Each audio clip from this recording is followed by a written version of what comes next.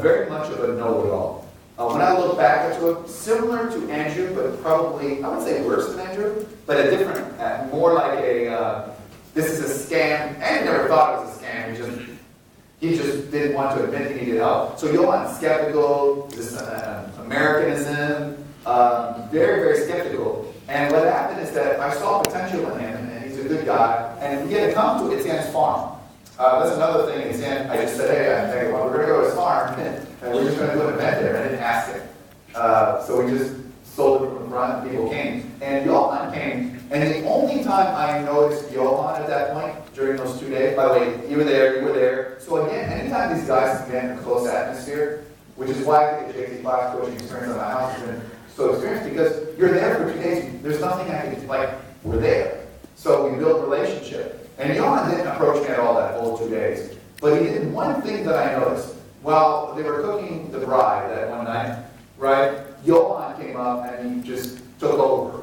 And he did all the cooking. And to me, that showed he didn't have to, and he just took over. And I remember that night, we didn't go all of us, there was 20 of us. We didn't go to bed until 3 o'clock in the morning. And I think that's when I really fell in love with this country, that I got really close to these people and we got to know them. And I also knew there was something to it about getting close to my students. You normally in and out, fly in, fly out, and then go up, go stuff like that. But he didn't. Johan, other than that, didn't stand out. Very standoffish and kind of 1 foot in, 1 foot out. And then he said no to me, and then he tried to get a coaching, and I said no to him, because we don't take anyone. And what I do is I surround him with other people. I would take everyone around me just to piss him off.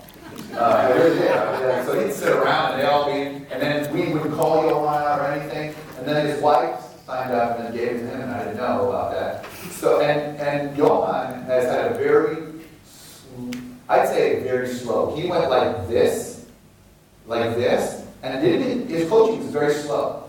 And then one day, I don't know what it is, one day the rocket just went up. Etienne was straight, Andrew was a little bit, then went up.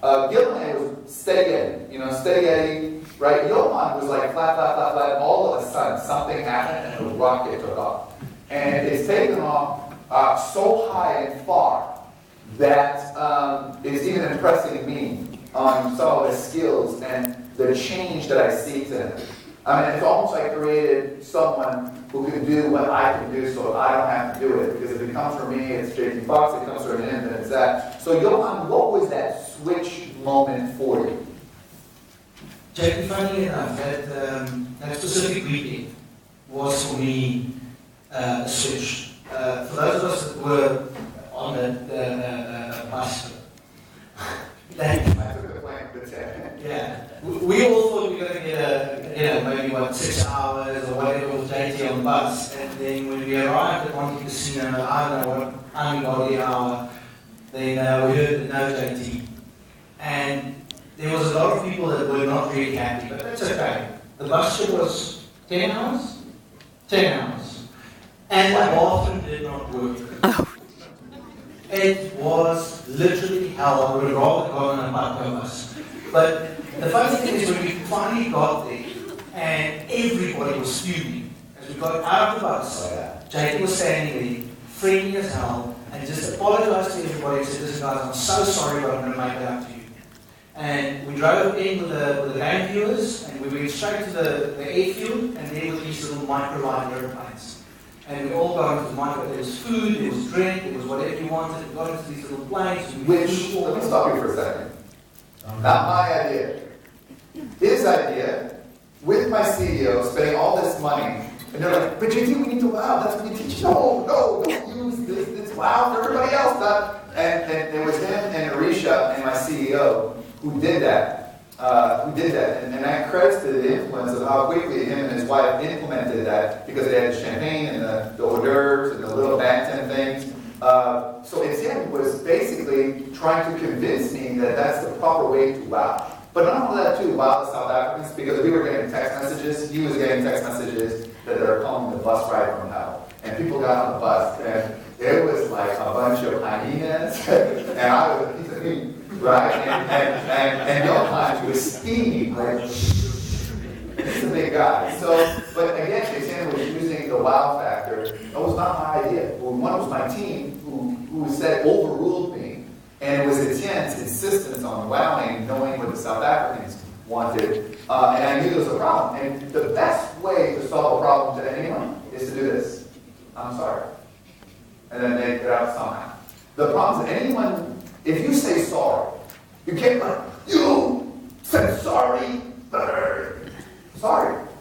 It's when people argue and justify things, you make it 1,000 times worse. If you say sorry, you disarm. There's nothing they can do to it. I'm sorry. I'm sorry. Okay. Don't do it again. Okay? But if you argue, you give people the fuel. And the biggest thing that kills is ego,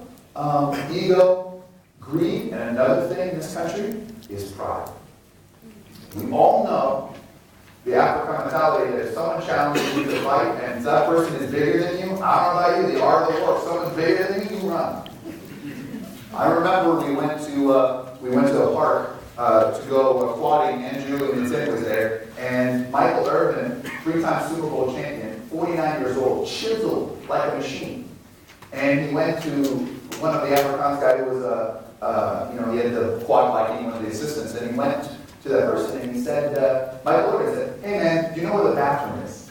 And the other guy took it as he was like being derogatory to them, black, white, whatever issue. We thought he was racist.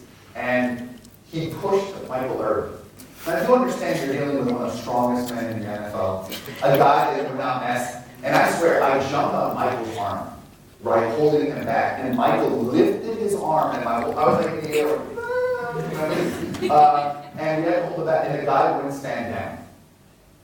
And I thought, like, "God, please, like, I know you're coming, but please, like, just, it's just, we're, And Mike was so bad, and ruined the experience because Michael didn't want to go quadding after that. He was so mad. But I would never have challenged that. And I think pride is a big issue. People are afraid of admitting they're wrong, and also too, they don't back down to their own detriment. So I think that's one of the things as well.